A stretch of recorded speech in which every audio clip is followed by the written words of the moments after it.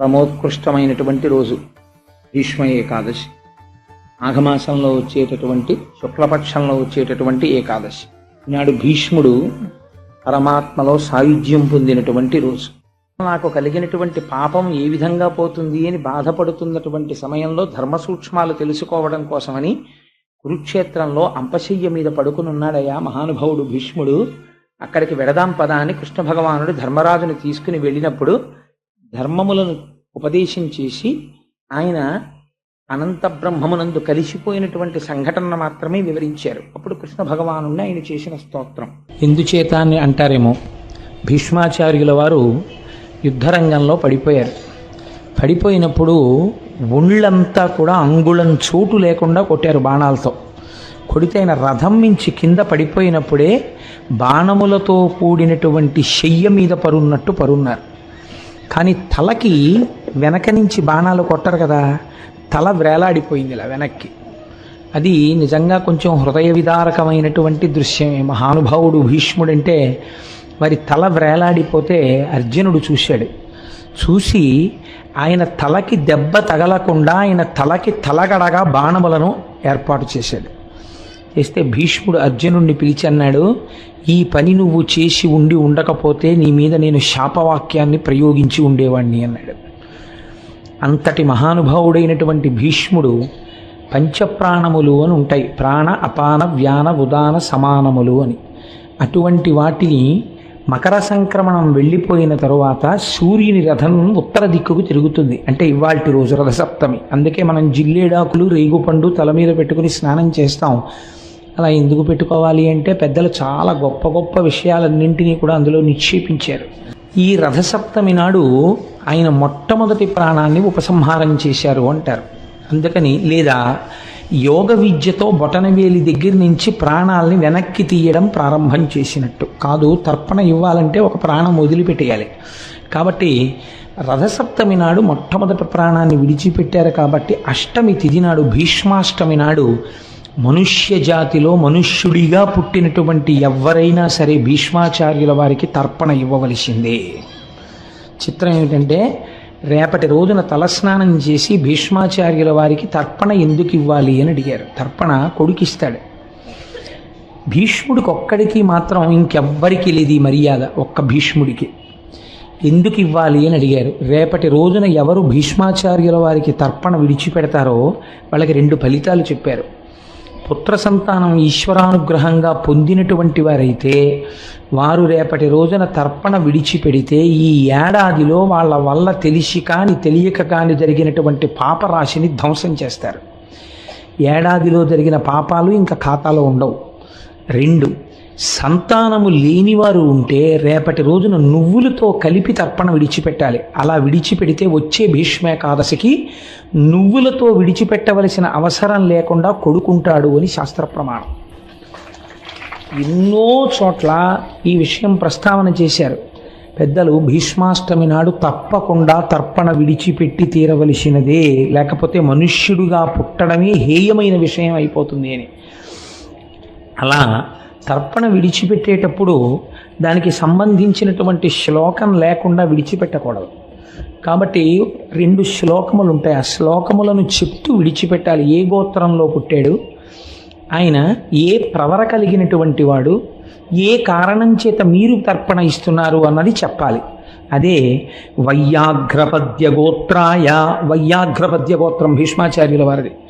అందుకని వయ్యాఘ్రపద్య గోత్రాయ సాంకృత్య ప్రవరాయ చ గంగాపుత్రాయ భీష్మాయ ఆజన్మ బ్రహ్మచారిణే అపుత్రాయ దదాం ఏ తదుదకం భీష్మవర్మణే వసునామవతారాయ శంతనోరాత్మజాయ చ అర్ఘ్యం దదామి భీష్మాయ ఆబాల్య బ్రహ్మచారిణే అని చెప్పాలి.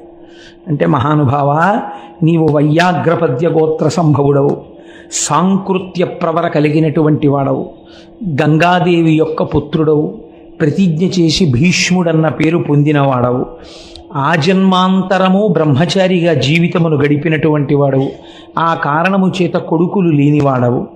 అందుచేత నీ వంటి ధర్మమూర్తి యుద్ధభూమిలో పడిపోయినప్పుడు కృష్ణ భగవానుడంతటి వాడు ఈ పని చెయ్యవలసిందే అన్నాడు కనుక నేను భీష్మవర్మని. క్షత్రియుడైతే వర్మ అనాలి, వైశ్యుడైతే గుప్త అనాలి, బ్రాహ్మణుడైతే శర్మ అనాలి ఉపనయనం తర్వాత. అందుకని ఓ భీష్మవర్మ, మీకు మేము తర్పణ విడిచిపెడుతున్నాం. వసునామవతారాయ, అష్టవసువులలో ఒకడవైనటువంటి వసువు యొక్క అవతారమూర్తి. శంతనోరాత్మజాయత, తండ్రి సంబంధం చెప్పాలి. అందుకని శంతన మహారాజు యొక్క కుమారుడా, అర్ఘ్యం దదామి భీష్మాయ, మీకు అర్ఘ్యం విడిచిపెడుతున్నాం. ఆబాల్య బ్రహ్మచారిణి, బాల్యము నుండి బ్రహ్మచర్యమునందు ప్రవర్తించినటువంటి ఓ మహాభాగుడా, మీకు అర్ఘ్యమును విడిచిపెట్టాము అని చెప్పి విడిచిపెట్టాలి. ఒకనమ్మ చక్కగా మీ అందరూ చదివి రేపటి రోజున అర్ఘ్యప్రదానం చెయ్యండి. దానివల్ల మనకి ఎంత మేలు కలుగుతుందో. మళ్ళీ మళ్ళీ రమ్మంటే వచ్చే తిథులు కావు ఆ తిథులు. అటువంటి తిథుల యందు మనం తప్పకుండా ఆ పని చెయ్యాలి. అసలు మీకు నేను ఒక రహస్యం చెప్తే ఆశ్చర్యపోతారు. శాస్త్రంలో కొడుకు పుట్టలేదు లేదా పోని సంతానమే కలగలేదు అని బెంగ పెట్టుకున్న వాళ్ళు ఉంటే ఏం చేయిస్తారో తెలుసా అండి పెద్దలు? రేపటి రోజున తన తండ్రికే పెడితే ఎలా పెడతారో అలా భీష్మాచార్యుల వారి ప్రవర చెప్పి తద్దినం కూడా పెడతారు. ఖచ్చితంగా కొడుకు పుడతాడు. ఈ వ్రతం చాలా గంభీరమైన వ్రతం. అందుకే లోకంలో పెద్దలు ఏం చెప్తారంటే, స్వామి పుష్కరిణీ స్నానం, సద్గురోహపాద సేవనం, ఏకాదశి వ్రతం చాపి త్రయం అత్యంత దుర్లభం. ఈ మూడు చెయ్యలేరు అని చెప్తారు. ఎందుకు చెయ్యలేరు? స్వామి పుష్కరిణీ స్నానం, అక్కడికి వెడతాడు, ఆనందనయం చుట్టూ 100 మార్లు తిరుగుతాడు, కానీ పుష్కరిణిలో స్నానం చేద్దామన్న ఊహ వాడికి రానేరాదు. సద్గురోహ పాదసేవనం, సద్గురువు పాదములు పట్టుకునే అవకాశం ఇవ్వడు. ఎందుకు ఇవ్వడు? ఒక్కటే కారణం, నాకు అసలు కాళ్ళ నొప్పులే ఉండవంటాడు. ఆయన అసలు కాళ్ళు పట్టించుకోవడం ఆయన జన్మాంతరంలో ఆయన చేయడు. కాబట్టి అసలు గురువు గారి కాళ్ళు బట్టి అదృష్టం నీకు ఎప్పుడు వస్తుంది? నువ్వు ఆయన కాళ్ళు నిప్పిడితే కదా నువ్వు వీళ్ళు పట్టుకోవడానికి. కాబట్టి ఆయన కాళ్ళు పట్టుకునే అదృష్టం ఉండదు. సద్గురు పాదసేవనం.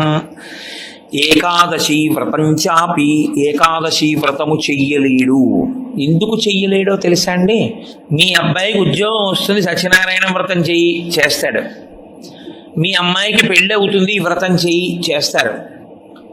నువ్వు చచ్చిపోయేటప్పుడు ఈశ్వరుడు గుర్తొస్తాడు. చచ్చిపోయేటప్పుడు ఎలా ఉంటుందో అలా ఊహించుకుని వ్రతం చేయి అంటే, ఇప్పుడు వద్దులేని తర్వాత చేస్తానంటే. ఏకాదశి వ్రతం ఎందుకు చేయిస్తారో తెలుసా అండి?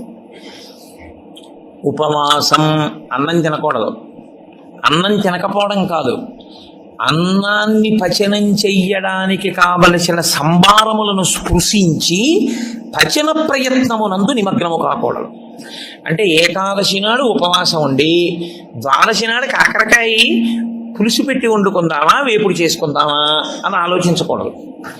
ద్వాదశి పారణ కోసం ఏకాదశి నాడు కాయగూరలు తరుక్కోకూడదు.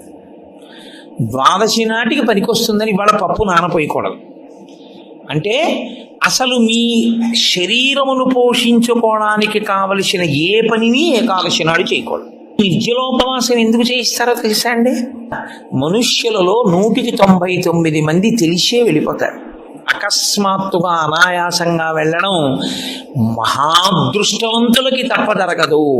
సాధారణంగా 199 మంది వెళ్ళే మార్గం ఏమిటంటే, రెండిటిని ఎండగట్టి పంపుతారు. ఒకటి నీరివ్వరు, 2 అన్నం పెట్టరు.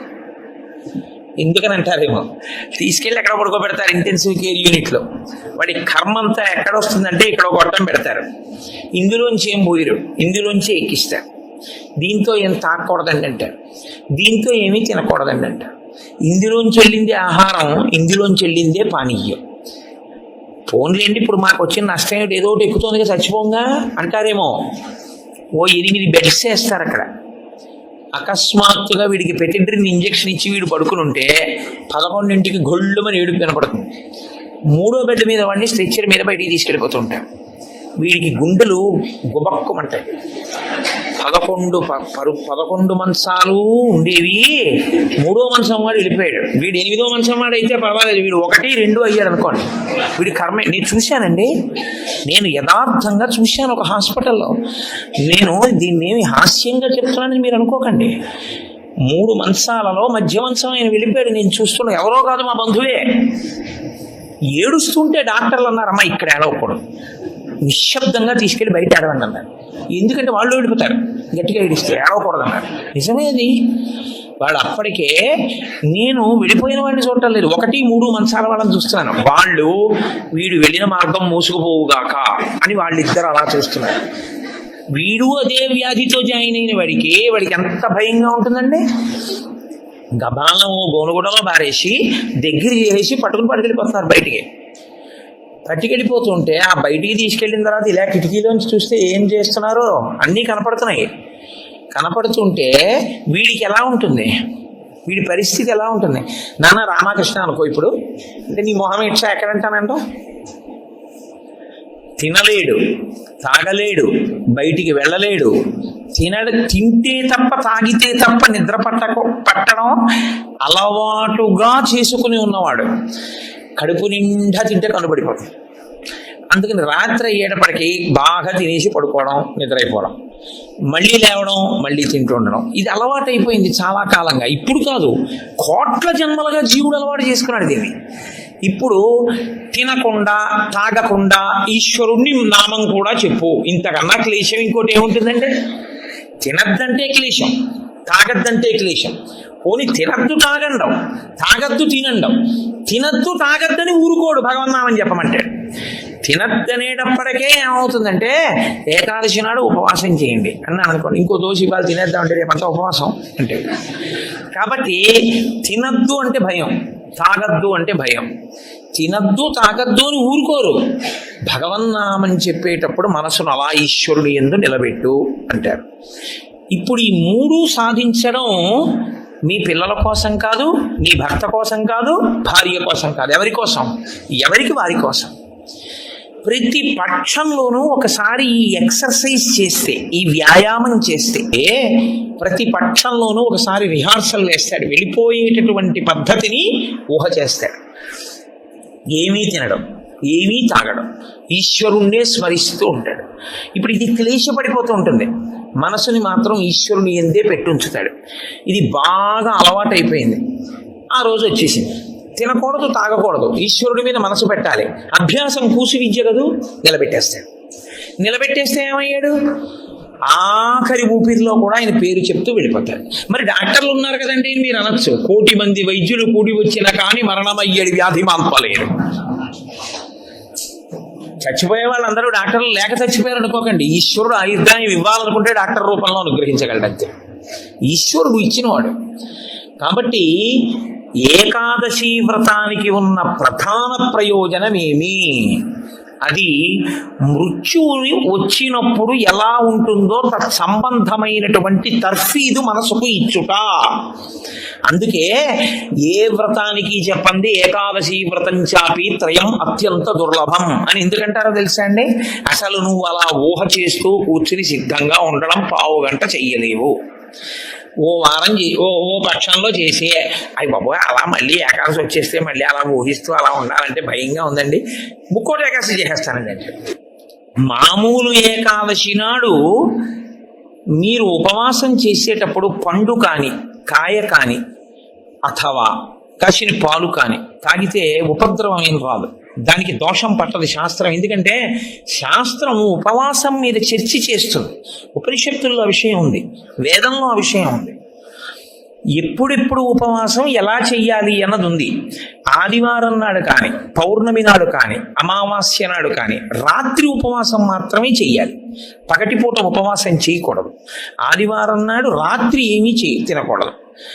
పౌర్ణమి నాడు రాత్రి ఏమీ తినకూడదు. అమావాస్య నాడు రాత్రి ఏమీ తినకూడదు. ఆ ఉపవాస నియమం అక్కడ వరకే.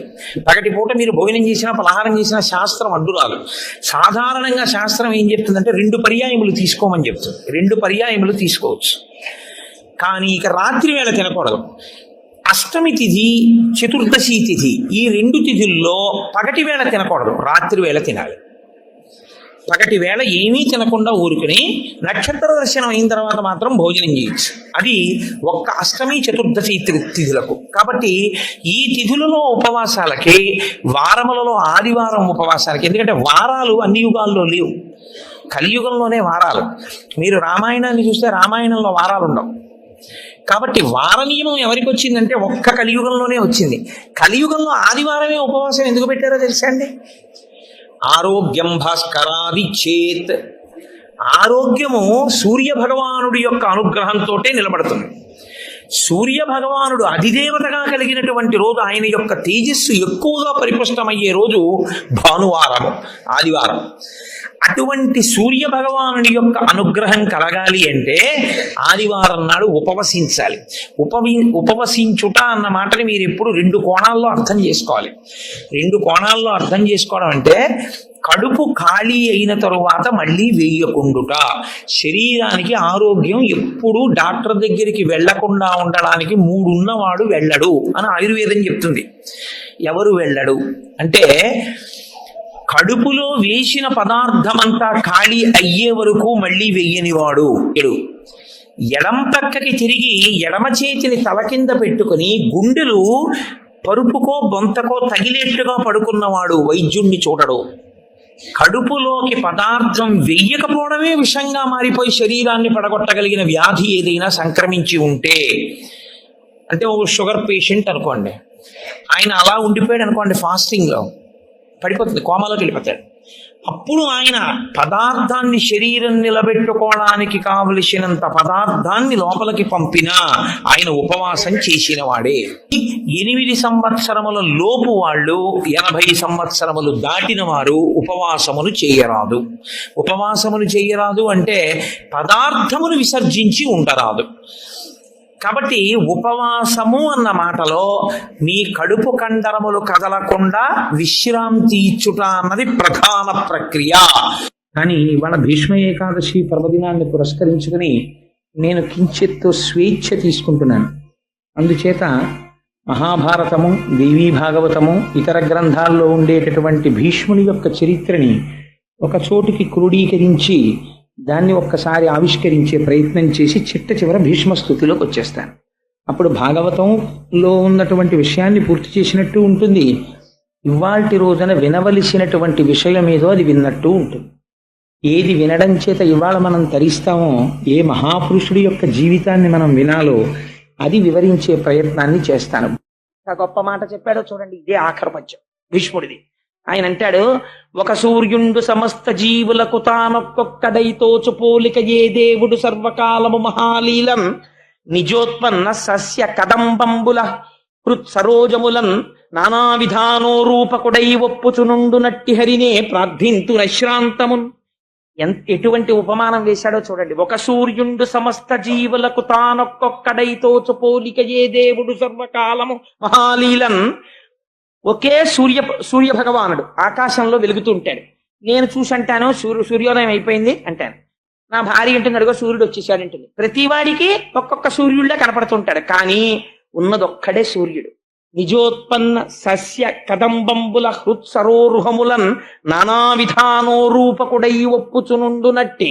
ఇదే పొద్దున్న స్వామీజీ అన్నారు, ఇదే మంగళత్వం. అనేకములుగా కనపడుతుంటాడు, కానీ ఉన్నది మాత్రం ఒక్కటే పదార్థం. అనేకములుగా కనపడి ఒక్కడిగా ఉండి ఇంతమంది సూర్యులులా కనపడిన వాడు ఉన్నది ఒక్కడే సూర్యుడైనట్టు, అంతటా వ్యాపించిన వాడు ఒక్కడే అయిన పరమాత్మ ఎవరున్నారో ఆయన పాదార విందముల యందు నా మనస్సు నిలబడుగాక అని అంతటా వ్యాపించి ఉన్నటువంటి విష్ణు భగవాను ఆరాధన చేసి చిట్ట చివర బొటన వేలు దగ్గర నుంచి ప్రాణాల్ని లాగేసి అష్టమి నాటికి హృదయమునందు నిక్షేపించి అట్టే పెట్టాడు. ఆఖరణ విష్ణు భగవాను ఎదురుగుండా చూస్తూ భీష్ముడు చూశాడు. మనం కూడా ఇక్కడ చూడగలగాలి నేర్చుకుని. అప్పుడు మొదలుపెట్టి విశ్వం విష్ణుర్వషత్కారో భూత భవ్య భవత్ప్రభు భూతకృద్భూత భృద్భావో భూతాత్మా భూత భావన. ఎంత గొప్పవాడో చూడండి. అప్పుడు ఆ పంజరం మీద పడుకొని, అప్పటికి ఎన్నాళ్ళైపోయిందో ఆ దేహం మాత్రమే మిగిలింది. బొటన వేలు దగ్గర నుంచి యోగ విద్యతో తీసేశాడు ప్రాణాలని, హృదయమునందు నిక్షేపించి ఉంచాడు.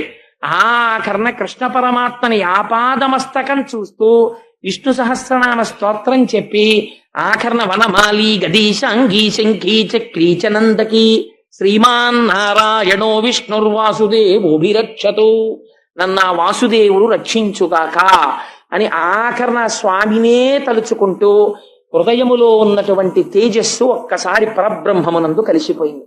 కలిసిపోయిన తర్వాత భీష్ముడు శరీరం విడిచిపెట్టేశాడు అని తెలిసింది.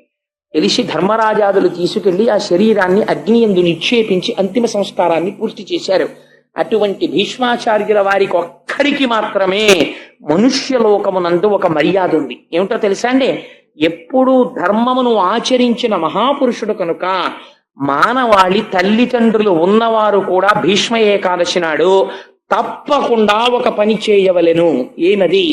తలస్నానం చేసి భీష్మాచార్యుల వారికి తర్పణ ఇవ్వాలి. తర్పణ ఇవ్వనటువంటి వాడు కృతజ్ఞుడు. భీష్ముడికి తర్పణ ఇచ్చి తీరాలి, నాకు కూడా అటువంటి ధర్మము కలుగుగాక అని. తల్లిదండ్రులున్నా సరే దోషం లేదు, భీష్ముడికి ఇవ్వాలి తర్పణ, ఇచ్చి తీరాలి ప్రతివాడు. అటువంటి భీష్మ ఏకాదశి మహాపర్వదినం. అందుకని ఇవాల్టి రోజున ఆ భీష్మ స్తుతిని చెప్పుకొని భీష్ముడి యొక్క జీవితాన్ని, ఆయన చరిత్రని ఒక్కసారి చెప్పుకుందాం. ఇంత పరమపావనమైన వేళ ఇటువంటి అసుర సంధ్య రోజున అది చెప్పుకుంటే మన జీవితాలు సార్థకత చెందుతాయని ప్రసంగాన్ని ఇవాల్టి రోజు చేశాను, భీష్మస్తుతి. రేపటి రోజు ద్వాదశి. మనకి భాగవతంలో ఒక నియమం ఉంది, ధ్రువోపాఖ్యానము అని ఒక ఉపాఖ్యానం ఉంది. మిగిలినవి ఎప్పుడైనా వినొచ్చు. కొన్నింటికే కొన్ని నియమాలు ఉంటాయి. అందులో అన్నిటికన్నా చాలా గొప్ప నియమం ఏమిటో తెలుసా అండి? మీరు క్రతువు చేసేటప్పుడు ఒక పుణ్యదినం నాడు ఒక వ్రతం చెయ్యమంటే మీ మనస్సు అక్కడ ఉండొచ్చు, ఉండకపోవచ్చు. కానీ భాగవతం అంటుంది కొన్ని కోట్ల కోట్ల కోట్ల జన్మల తర్వాత ఎప్పుడో ఎవడో ఒక్క మనుష్యుడు మాత్రమే ఈశ్వరుడి అనుగ్రహం ఎవరు పొందారో వాడు మాత్రమే ద్వాదశి నాడు ధ్రువోపాఖ్యానాన్ని వింటున్నాడు. ఒక్క సూర్యుడే ప్రకాశిస్తుంటాడు.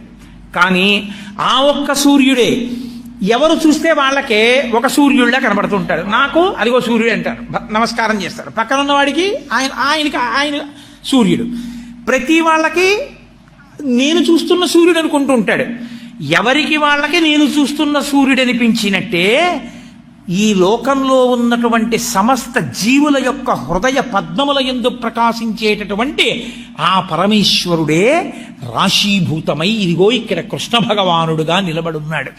ఆయన ముఖార విందమును చూస్తూ ఆయనకి నమస్కరిస్తూ ప్రాణోత్క్రమణమై నేను ఆయనలో కలిసిపోతున్నానని తన తేజస్సుని కృష్ణ పరమాత్మలో కలిపి భీష్మాచార్యుల వారు మహానుభావుడు ధన్యుడయ్యాడు. ఎక్కడెక్కడ భీష్మస్తుతి వింటారో అక్కడక్కడ కృష్ణానుగ్రహం కలుగుతుంది. అంత గొప్ప స్థితి. అందున ప్రాణోత్క్రమణ సమయంలో కృష్ణ పరమాత్మ యొక్క ముఖార విందాన్ని చూస్తూ భీష్ముడు చేసినటువంటి స్తోత్రం. ఆయన ఒక మాట అంటాడు, ఈ పద్యం బాగా జ్ఞాపకం పెట్టుకోవలసినటువంటి పద్యం. భీష్ముడి దగ్గరికి వెళ్ళి చెప్పారు ప్రాణోత్క్రమణానికి ముందు, అయ్యా ఉపపాండవులందరూ చచ్చిపోయారు, అశ్వత్థామ చంపేశాడన్నాడు. ఆయన అన్నాడు, రాజట ధర్మజుండు సురరాజసుతుండట ధన్వి శాస్త్రమోద్వీజకమైన గాంధీవము విల్లుయట సారథి సర్వభద్ర సంయోజకుడైన చక్రియట ఉగ్రగదాధరుండు భీముడయ్యాజికి తోడువచ్చునట ఆపద కల్గుటకేమి చిత్రమో. ఎంత గొప్ప పద్యం అండి. ఆయన అన్నాడు, ఏమయ్యా ఆపద వచ్చిందా పాండవులకి? ఆపద అన్న మాటకు అర్థం అదే. రాజట ధర్మజుండు, ఇప్పుడు దుర్యోధనుడు కాడు రాజు, ధర్మరాజు గారే రాజు, ఎందుకంటే శత్రువులందరూ చచ్చిపోయారు. సురరాజసుతుండట ధన్వి, సాక్షాత్తుగా దేవేంద్రుడి యొక్క కుమారుడు అర్జునుడు. శాస్త్రవోద్వేజకమైన గాంధీవము విల్లుయట, శత్రువుల్ని చంపేయడానికి ఉపయోగపడేది కాదు గాంధీవం అంటే. కేవలం గాంధీవమునకు కట్టబడినటువంటి వింటినారిని టంకారం చేసినంత మాత్రం చేత కొన్ని వేల మంది నెత్తురుకోకు చచ్చిపోతారు. విరాట పర్వంలో గాంధీవం యొక్క వైభవాన్ని వర్ణిస్తారు. అంత గొప్ప గాంధీవాన్ని పట్టుకుంటాడు. ఆయనకి సారథ్యం చేసేవాడు సారథి సర్వభద్ర సంయోజకుడైన చక్రియట, సుదర్శన చక్రాన్ని చేతిలో పట్టుకుని లోకములన్నింటినీ కాపాడేటటువంటి కృష్ణ పరమాత్మ సారథి. అటువంటి వాడికి ఉగ్రగదాధరుండు భీముడై యాజికి తోడువచ్చునట. చాలా కోపంతో గదాదండాన్ని పట్టుకుని గిరగిరా తిప్పుతూ తిరిగేటటువంటి భీమసేనుడు ఆయనకి తోడొస్తూ ఉంటాడు. ఇలాంటి వాళ్ళందరూ అక్కడుంటే వాళ్ళ పిల్లలందరూ ఒక్క రాత్రి ఓ పరికిమాలిన వాడి చేతిలో చచ్చిపోయారంటే ఏమనుకోవాలి? ఆపద కల్గుటకేమి చిత్రమో. ఇటువంటి ఆపదలు వచ్చాయంటే ఏమనుకోవాలి? కాలోహి బలవాన్ కర్త సతతం సుఖదుఃఖయో నరాణం పరతంత్రాణం పుణ్య పాపానుయోగత అంటాడు వ్యాసుడు దేవి భాగవతంలో.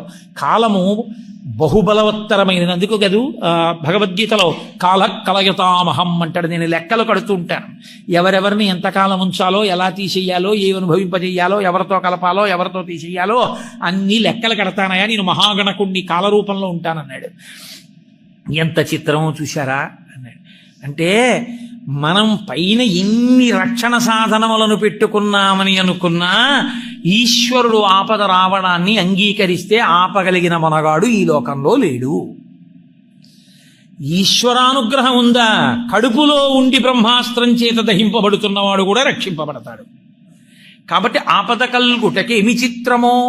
భాగవతంలో ఈ పద్యాలు వింటే మనకి ప్రతి చిన్న విషయానికి మనసు పెద్దగా కదిలిపోయేటటువంటి లక్షణం ఉండదు, స్థిరంగా నిలబడుతుంది. ఓ ఈశ్వరుడు ఒకడున్నాడు, వాడి సంకల్పం అని. కాబట్టి ఆ పుట్టినటువంటి పరీక్షిత్తు పెద్దవాడయ్యాడు, కృష్ణ పరమాత్మ శరీరాన్ని విడిచిపెట్టేశారు. అంటే ఆ మాట ముందు ఎందుకు చెప్పవలసి ఉంటుందంటే భాగవతంలో ఇది చెప్పకపోతే పరీక్షిత్తు భాగవతం వినడం మొదలు పెట్టడం కుదరదు. కాబట్టి మళ్ళీ కృష్ణలీలలు వస్తాయి, కృష్ణుడు పుట్టడం అవి వస్తాయి, కంగారు పడిపోకండి, కృష్ణుడి శరీరం విడిచిపెట్టాడు. కాబట్టి కృష్ణుడి యొక్క నిర్యాణం అయిపోయింది. పాండవులందరూ భారమైనటువంటి హృదయస్థితిని పొందారు. ధర్మరాజు గారు, ఇతర పాండవులు, ద్రౌపదీదేవి స్వర్గారోహణ పర్వంలో శరీరాన్ని విడిచిపెట్టేశారు. శరీరాన్ని విడిచిపెట్టే ముందు పరీక్షిత్తుని సింహాసనం మీద కూర్చోబెట్టి పట్టాభిషేకం చేశారు. మహాధర్మాత్ముడు పరీక్షిత్ తన తాతలు ఎలా పరిపాలన చేశారో అలా పరిపాలన చేసేటటువంటి స్థితి కలిగిన వాడు గొప్ప కృష్ణ భక్తుడు. అటువంటి వాడు రాజ్యాన్ని పరిపాలన చేస్తున్నాడు. పరిపాలన చేస్తున్నటువంటి కాలంలో ఒకానొకప్పుడు ఆయన రాజ్యమంతా విజయయాత్ర చేసి వేటాడి వెడుతున్నాడు. వేటాడేటప్పుడు పోతన గారు ఒక చమత్కారమైన మాట అన్నారు. వేటాడినటువంటి పరీక్షిత్ అన్నిటినీ వేటాడాడు, కానీ చంద్రుడిలో ఉన్నటువంటి మృగాన్ని ఒక్కదాన్ని వదిలిపెట్టాడన్నారు. అంతా వేటాడాడు. చిత్రం ఏమిటంటే ఆయన తిరుగుతున్నప్పుడు ఆయనకు ఒక ఆశ్చర్యకరమైనటువంటి సందర్భం కనపడింది. ఒక ఆవు ఒకటి ఏడుస్తోంది, దానికి దూడ లేదు. దూడలేని ఆవు ఏడుస్తోంది. దాని ఎదురుగుండా ఒక ఎద్దు నిలబడి ఉంది. ఆ ఎద్దుకి ఒక్క కాలు మీదే ఉంది. ఆ ఎద్దు 3 కాళ్ళు లేవు. అసలు ఒంటి కాలు మీద ఎద్దు నిలబడడం అన్నది మీరు ఊహించనే లేదు, అంత కష్టం ఎద్దు శరీరానికి. అది ఒక్క కాలుతో నిలబడింది. నిలబడితే ఈ ఆవు ఏడుస్తూ ఆ ఎద్దుని పలకరిస్తోంది.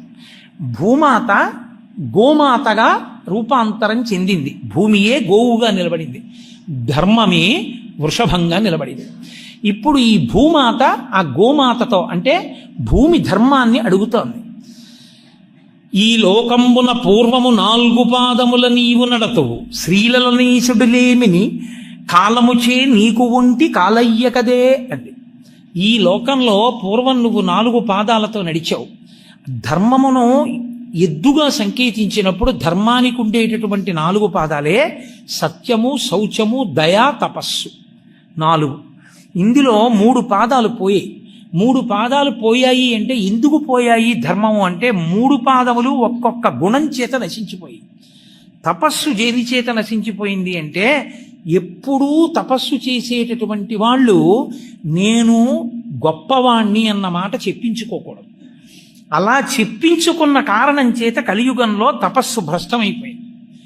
రెండవది శౌచం. ప్రతి విషయాన్ని పట్టించుకునేటటువంటి లక్షణం రావడం వల్ల సంగము చేత శౌచము పోయింది. ఇక దయ ఎందుకు నశించిపోయింది అంటే ప్రతి వారి యందు ఏదో ఒక కారణానికి అహంకారం పెరిగిపోయి దయ నశించిపోయింది. ఇక మిగిలినది సత్యం ఒక్కటే. సత్యము మార్పు చెందనది పరమాత్మ. అందుకని ఆ ఒక్క పాదంతోనే ఆ గోవు నిలబడింది. అందుకని ఆ ఆవు చూసింది ధర్మం ఎంతకాలం ఉంటుందో అంతకాలం భూమి భరించగలదు. ధర్మం లుప్తం అయితే బరువు అన్న మాట లోకంలో ఉండేటటువంటి జనుల వలన జంతువుల వలన కాదు. ధర్మం నశించిపోతే భూమికి బరువు. ధర్మం ఉంటే ఎంతమంది ఉన్నా భూమికి బరువు కాదు.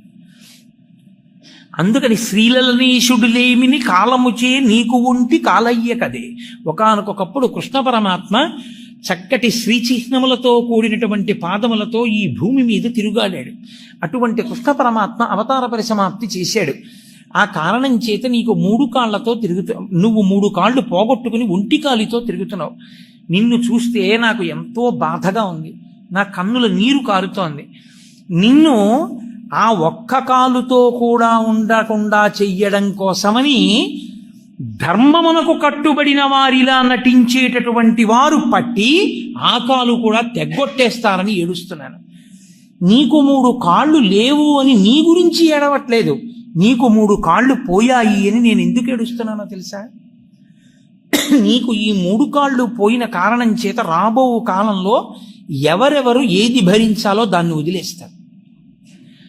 మొట్టమొదట భరించవలసినటువంటి వాడు భర్త భార్యని భరించాలి. కానీ ఆయన భార్యని విడిచిపెట్టి అన్య స్త్రీ యందు మనసుని లగ్నం చేస్తాడు. ఇది ధర్మ వైక్లభ్యం వల్ల వచ్చేటటువంటి మొట్టమొదటి లక్షణం. భర్త భార్యని వదిలిపెడతాడు.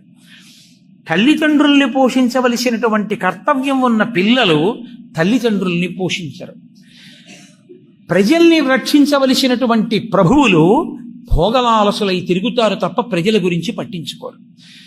యజ్ఞయాగాది క్రతువులు విమర్శింపబడి యజ్ఞయాగాది క్రతువులు జరగవు.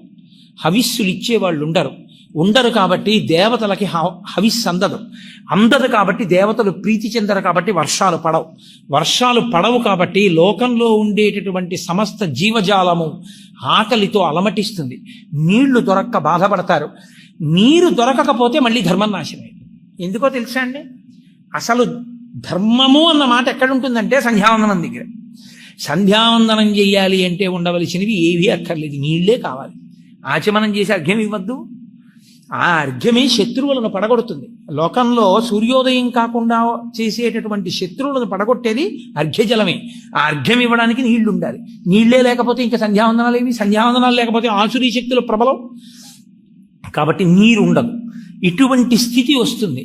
అందుచేత ఇప్పుడు నీకు 3 పాదములు లేని కారణం చేత దేవతలకు, ఋషులకు, పితృదేవతలకు, నాకు, నీకు, నానావర్ణాశ్రమములకు, గోవులకు బాధయనుచు కుందెదననగా అన్నాడు. ఈ 7 బాధపడుతుంటారు. కలియుగం రాబోతోంది. అప్పటికి ద్వాపర యుగం పూర్తయిపోతోంది. ఇంకా ఈ 7 ఎప్పుడు నిత్యము క్షోభ పొందుతారు. ఎవరంటే దేవతలకు.